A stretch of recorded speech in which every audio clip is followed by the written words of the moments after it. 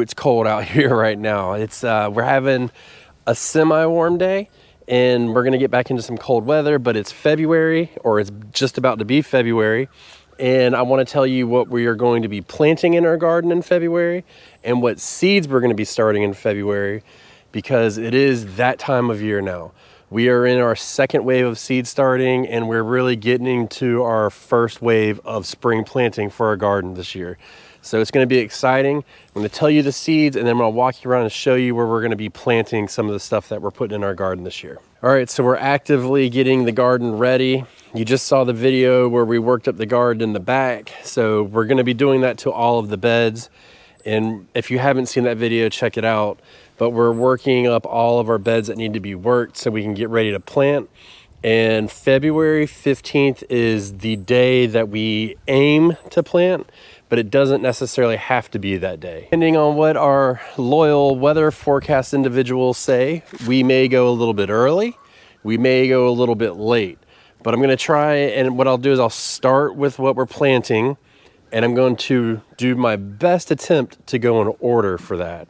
So I know it can get a little confusing, and then I'm gonna get into the seeds that we're starting because they're both equally important, and it is time crunch time. We have a very small window to start some of these seeds, so we wanna make sure that we're getting them going in the right direction as soon as possible so we can be planting and be as productive as we can in our gardens. Sure, you know, but we've already planted our onions, but if I hadn't planted onions, I would be planting them this month.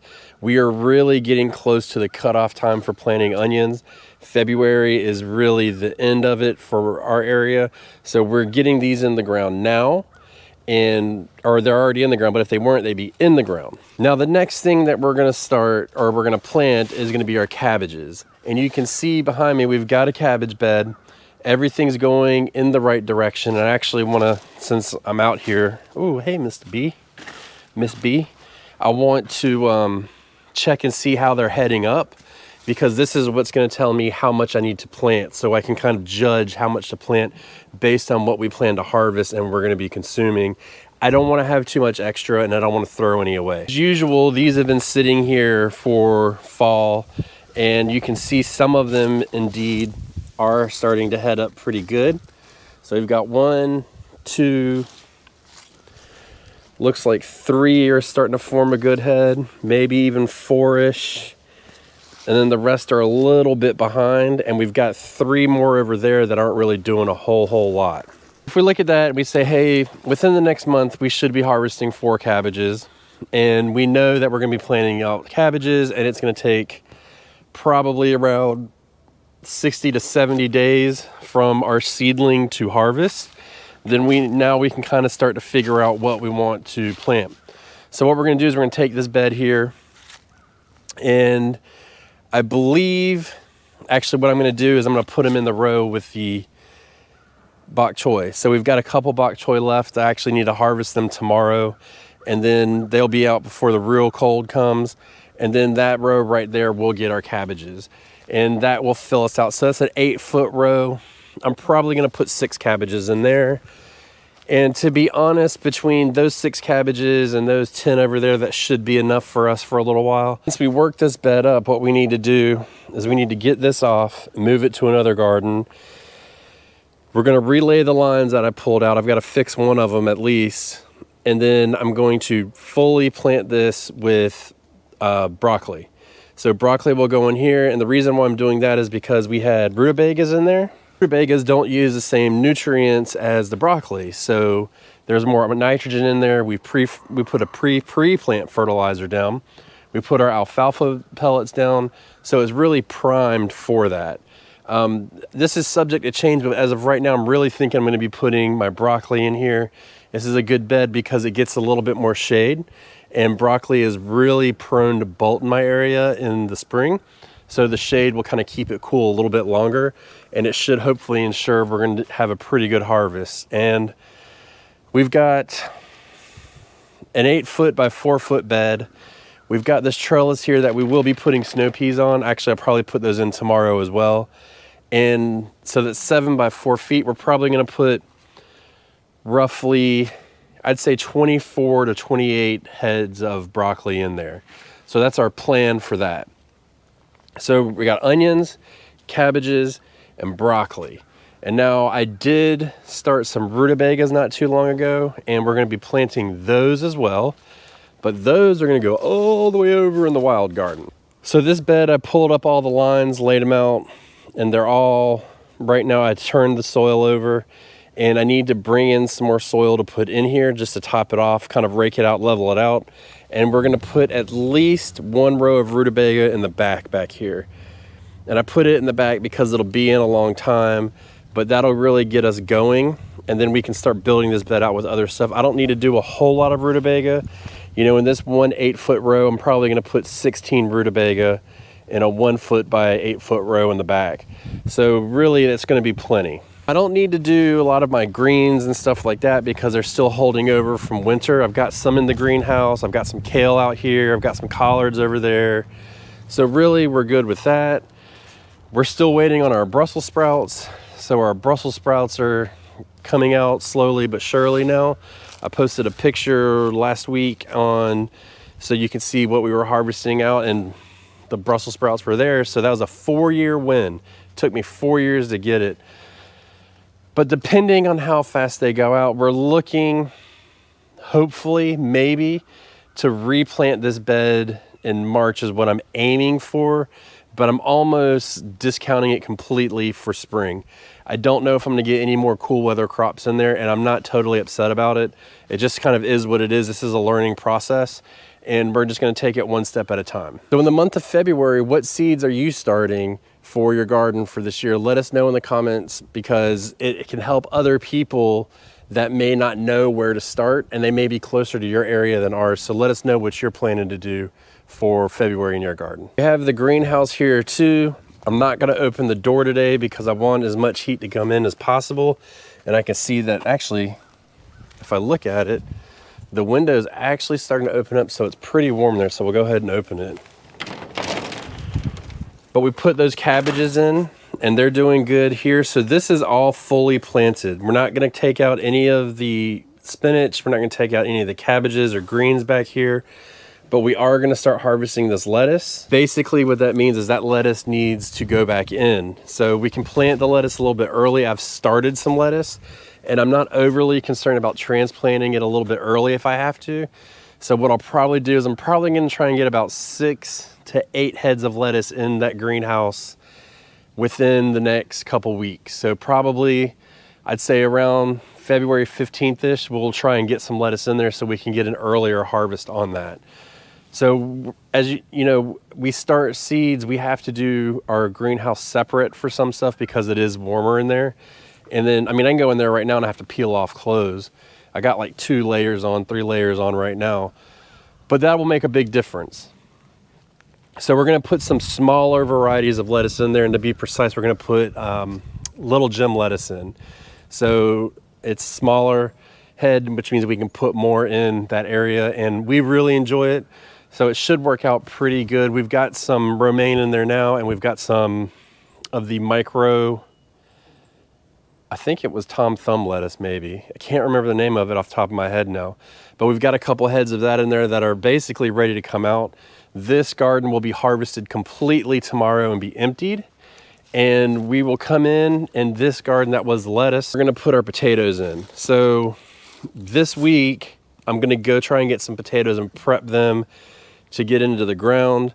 We'll pull all of this up tomorrow. This bed will be totally empty on the next video if these come out in order, which they should now. And we will be able to get the potatoes in the ground around Valentine's Day. So we're just gonna have to time that out. It's all weather dependent for that as well. We can't put them in when it's too cold, and we're not worried about it being too warm, but we don't want anything to kind of rot or go bad. And we have to look out for the rain that's incoming because we've had a really wet winter, which I won't complain on. So we're gonna kind of just plan that by ear, but that is the bed for the potatoes this year. And there's another bed over there, which I can't remember which one off the top of my head in the wild garden we're gonna do potatoes in as well. So we'll do both of those for potatoes, and then that's gonna be our entire potato crop for the year, and we'll be harvesting them all at once. But what I'm probably gonna do is stagger them by about 2 weeks. So I think the wild garden will get planted first, more than likely, because it gets more sun. And then we'll come back and we'll do this one. Just gives it more time to rest. We can put the pre-plant fertilizer down, the alfalfa meal, turn the soil, add the compost, and then let it sit for a week or two, and then put it in, and we should be ready to run and go off to the races when the potatoes get in the ground. It brings us to seeds that we're starting. So I know you guys like to see me on my swing, and a lot of people like it, but I need the sun right now because it's cold. So there's that. I still see ice in my wheelbarrow, but we're gonna be starting seeds, and this is a really important time for us. So we're gonna start our peppers, and truth be told, this is a little bit before the video comes out, and I'm probably gonna start them a little bit early just because I wanna try and do 2 waves of peppers. But what I do is I start my peppers, and then I wait about 2 weeks, and then I start my tomatoes and eggplants. So we're gonna be doing multiple types of hot peppers. We're gonna be, because what we wanna do this year is we wanna sell a couple more exotic peppers, hot peppers. Seems to sell really well. So we're gonna try and do some more exotic hot peppers this year. And then whatever we do for ourselves, and then our sweet peppers. So we do start a lot of peppers because we do hot peppers, sweet peppers, and then usually 2 varieties of sweet peppers. So it's just, it gets a little bit out of hand, but that's what we like to do. And then for our tomatoes, we're gonna be starting 3, maybe 4 varieties of tomatoes. We're gonna be doing red snappers, Ace 55, Romas, and a cherry type tomato. I don't know if I'm gonna do a cherry type. I may do the Geranium Kiss again, which I actually liked as more of a micro plant. It stayed really small, but it produced a lot bigger. It produced bigger than cherries, but smaller than slicers. And it just kind of worked out really good for us because we did a lot of drying last year. So that worked out really good. So those are the main things that we're gonna be starting, but we're also gonna be doing our lettuces. We're gonna be doing, we may do some, I might start some turnips inside this year. If I do, I might just do a couple. I don't know, I like to direct sow those, but just depending on how I feel and how much space I have. And then towards the end of the month, no, actually in the middle of the, so February 15th is a very busy day for us apparently. We are around between the 1st and the 15th of the month, we're actually gonna start our sweet potato slips. So we've got them out, we're trying to get them to chit right now, and then we will come through and we will start those and start making our slips for this year. And we only plant 1 4x8 bed, and in that 4x8 bed, I'm looking to get 32 slips in there and at least 2 varieties. I mean, at least 1 variety, but we want to do 2. I want to try the Carolina Ruby potato this year. So we're going to try and find those, but if we can't, we're just going to go with our typical Georgia Jets that we've been doing. They're really easy to grow and they grow fast. But those don't need to come out until roughly mid to late April is the earliest I can get them in the ground. So we've got plenty of time on that, but it takes time for them to chit. I want to make sure that I've got the time to do that. I may come out, depending on the weather again, and it should be cutting it close towards the end of February, and direct sow my spinach. So I do 2 kinds of spinach. Sometimes I direct sow it, sometimes I start it inside. Really depends on the season. Usually in the fall, I'll start it inside, and then in the spring, I'll direct sow it. But when I make those custom seed starting charts, which you guys can get, just email me below for a small fee. I put it as starting, but you can always direct sow them. But I find that depending, if you're trying to like push your limits, it's almost easier to start them inside and transplant them. And it's common to see those in the store as transplants too, so we'll do that. But that, if you think about it, what we plant now, so we're starting seeds on the 15th of April, or excuse me, of February. We're looking to put out in 8 weeks. So that would put us at the 15th of April. Our goal is to have things either hardening off by then or hardened off by then. So, you know, and it can really vary based on the temperatures in the area, but that's what we're aiming for. So we'll try and get those in that time. And that really sums us up for February. There's other things that we can start. We have to dig in, like we could start some more flowers. It's a really good time to start flowers, especially if you need some cold stratification.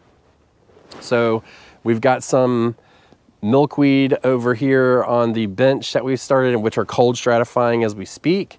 And then in the greenhouse, we've got some straw flowers, echinacea, and asters. So we're also, oh, I forgot to tell you. Let me show you what else we're gonna do. The wild garden, and we came over here last fall and we cleared this whole area out with the chickens. You can see where it's bare. We're gonna come through and lightly till it. And then in this warm spell that we have coming up, we're gonna tarp it. And we're gonna try and let the weed seeds that are buried in the ground, they should, in theory, because it's warm, try to come up and sprout. But then with the tarp being on it, they should just burn right up or just die off. And that'll kill off our weed seed bank. And then we're gonna spread wildflower seeds there. And probably right over here under this tree, we're gonna do that as well. And so we'll do those 2 sections. And what that does this time of year is it gives it an opportunity for any seeds that need cold stratification to meet those requirements. The birds at this point are starting to find more forage, so it'll keep them off of it a little bit. They're still gonna eat some of it, but it'll keep them down.